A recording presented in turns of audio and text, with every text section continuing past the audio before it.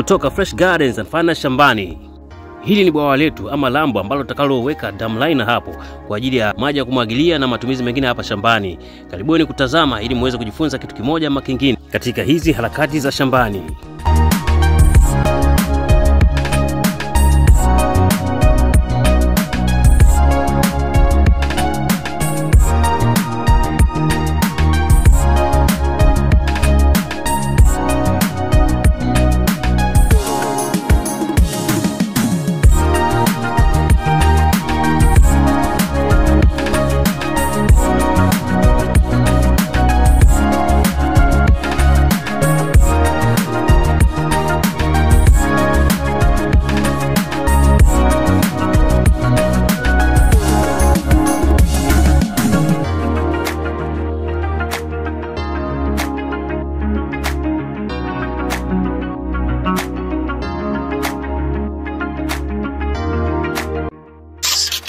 Mambo mengineyo mdogo mdogo, tumshukuru Mungu kwa hilo kwamba tunaenda safari ni mdogo mdogo.